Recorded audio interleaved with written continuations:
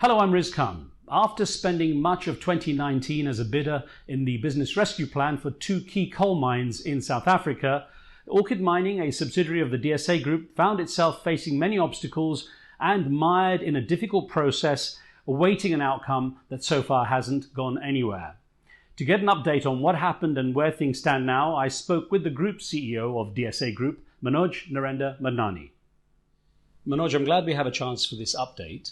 Your company spent a lot of time, almost all of 2019, focused on the Optimum and Koenfontein mines in South Africa and the South African process, the business rescue process. Give me an update on where things stand.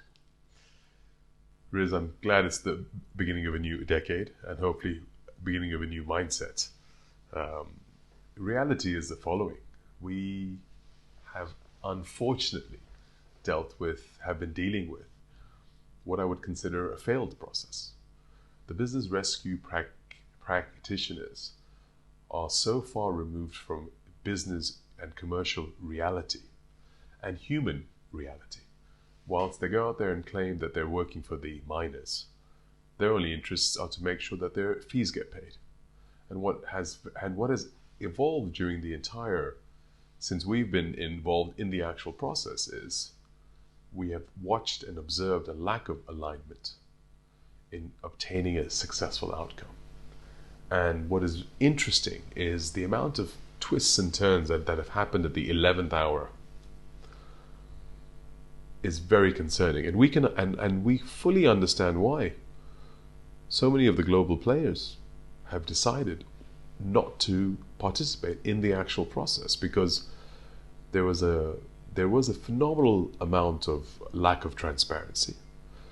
I will say this is what I would call VUCA at its best: volatility, uncertainty, complexity, and ambiguity at its peak in every single aspect. And I still do believe, though, that the South African people deserve better access to power. They deserve to have the Optimum and Koenfontein coal mines working. Eskom needs to be supplied. Yes, and there is a natural trend to shift toward the renewable sector, the renewable power sector. However, there is currently a dire situation happening in South Africa. It's been a couple of years since the workforce of more than 3,500 has been struggling without work, and those mines went into the business rescue process. What's their fate with the situation the way it is? Currently, it's a very dire fate, or a very dire situation.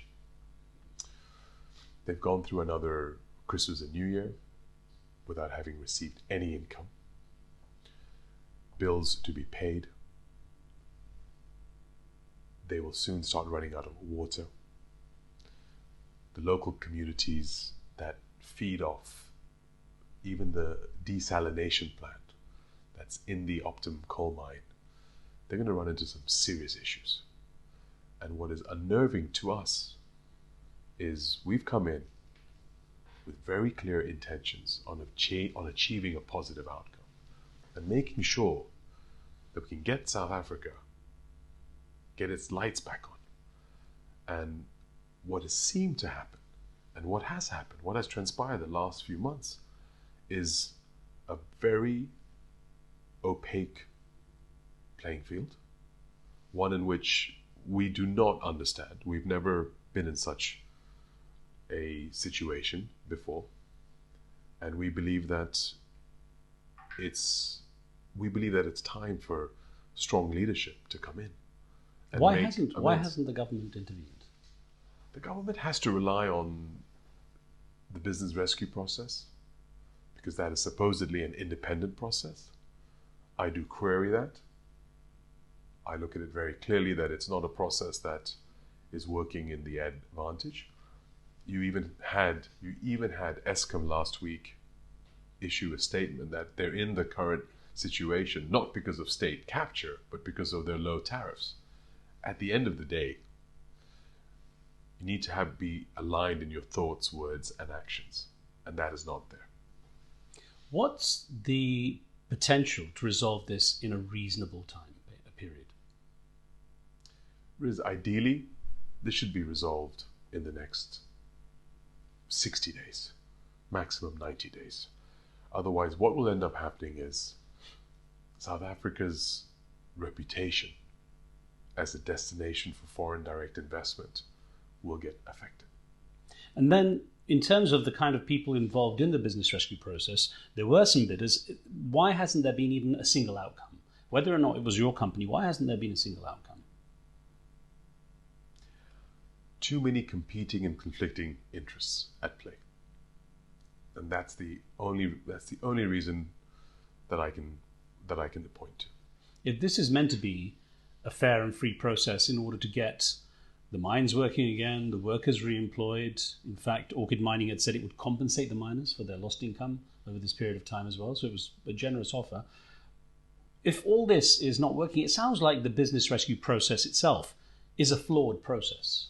Absolutely. It's something which needs to be looked at. You can't be having...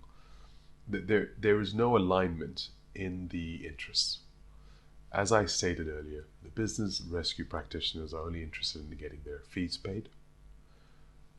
Whether the workers get their salaries or not is not relevant to them. However, as business operators, the value that we place on human capital is very high. And our approach has always been, you take care of the human capital first, the financial capital always follows.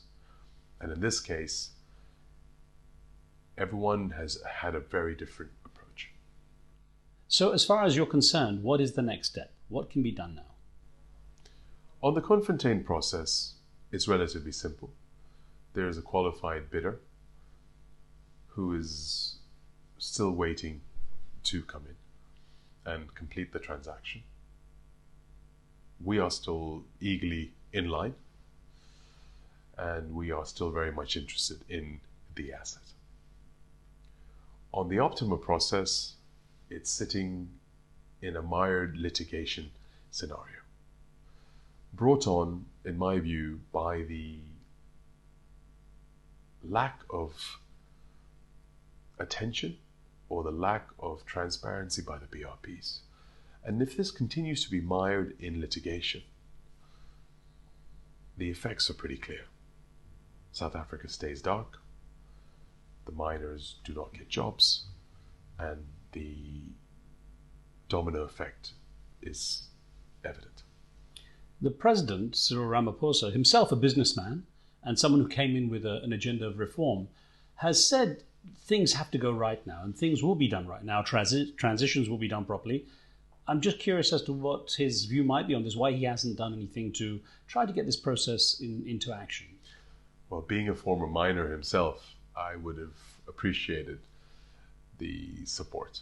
And I have looked at President Ramaphosa's reputation as a deal maker, as a businessman, and he's done a very good job. I'm still confident that he will bring light to the South African power sector and will allow Eskom to become great again. If you were being blunt, how would you describe your experience of trying to do serious business in South Africa so far? I would describe it as a very tough challenge, and not for the faint-hearted, definitely. What I've learned out of this process is that one has to have a lot of patience. And in this case, the concern is the patience comes at a certain cost. And the cost is evident. The fact that 3,000 people are still unemployed,